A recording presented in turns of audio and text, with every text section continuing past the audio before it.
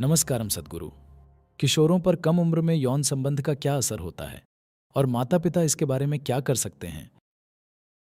देखिए, जीवन पर इसके दूसरे प्रभाव भी हैं, जैसे कि वो पढ़ाई के लिए स्कूल या कॉलेज जाते हैं,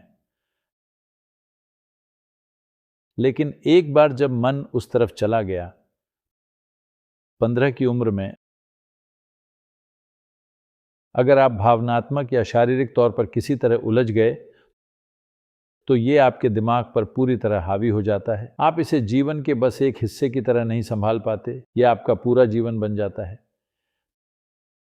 जिस समय आपको खुद का निर्माण करना चाहिए, आप अपने आप को खर्च कर रहे हैं।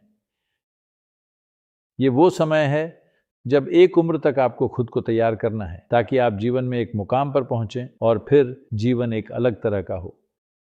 अगर बस सांसारिक तौर पर बात करें, आध्यात्मिक नहीं, मैं बस एक इंसान के तौर पर कह रहा हूं, एक ऐसे व्यक्ति के तौर पर जिसे कुछ हुनर और क्षमता हासिल करनी है, ताकि वो एक ठीक ठाक जीवन जी सके, ताकि जीवन का सफर आसान हो सके, तब आप इन सब चीजों में पड़ जाते हैं।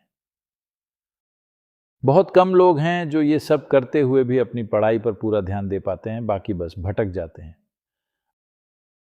अमेरिका में स्कूल जाने वाले कितने प्रतिशत बच्चे यूनिवर्सिटी पहुंच पाते हैं? मुझे नहीं लगता कि ये अच्छा है। बहुत कम। मुझे सही आंकड़े तो नहीं पता, लेकिन मुझे यकीन है कि ये कम ही होगा, क्योंकि आप देख रहे हैं कि आज के नौजवानों का हाल कैसा है। उनका प्रतिशत बहुत बढ़ गया है। ये अब बस कुछ बच्चों की बात नहीं है।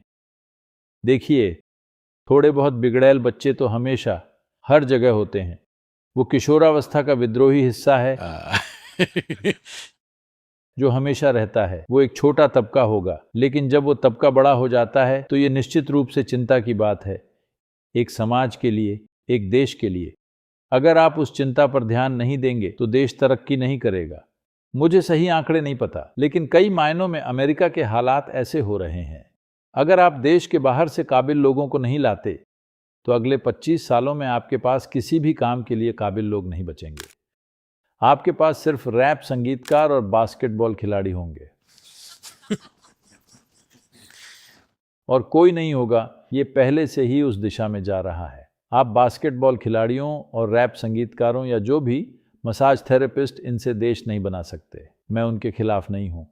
बात बस ये है कि आबादी का कितना प्रतिशत हिस्सा अलग अलग कामकाज में लगा है। अगर ये संतुलन बहुत बिगड़ जाए, ये सिर्फ मजे करने की दिशा में बढ़ने लगे, तो वो देश, वो समाज पक्का मुसीबत में पड़ेगा, जिसकी तरफ दुर्भाग्य से ये देश बढ़ रहा है। कुछ पीढ़ियों ने मिलकर एक महान देश बनाया, अब ये कहीं और जा रहा है।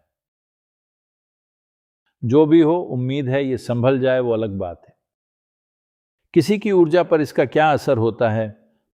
मुझे लगता है हमने इस पर पहले भी कई बार बात की है।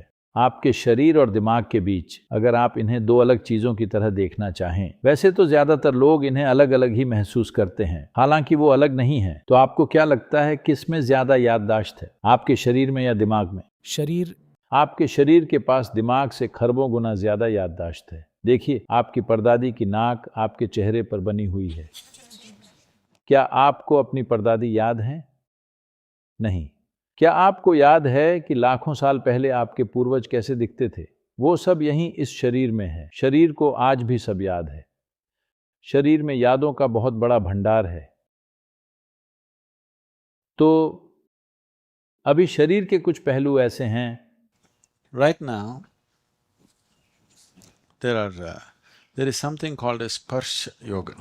एक चीज होती है जिसे स्पर्श योग कहते हैं। स्पर्श योग मतलब है स्पर्श का योग। अगर मैं अभी इसे बस छूता हूं,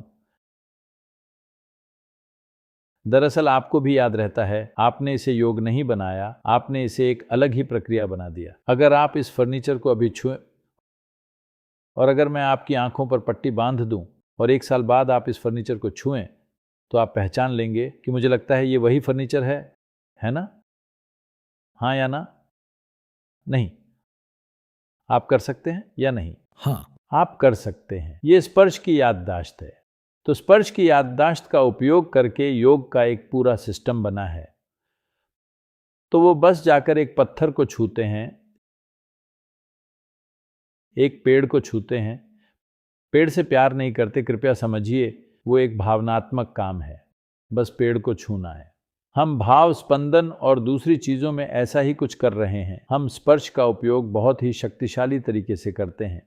बस छूना, पूरी तरह सचेत रहना और स्पर्श के एहसास को याद रखना। उस स्पर्श की ऊर्जा से धमाका होता है। boom, लोग चिल्लाते हैं और रोते हैं और पूरे हॉल में कूदते फिरते हैं।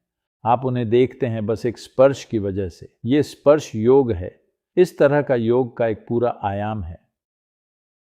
तो शरीर में याद रखने की जबरदस्त क्षमता है, खासकर अगर ये एक खास तरीके से खुल गया हो। एक तरह से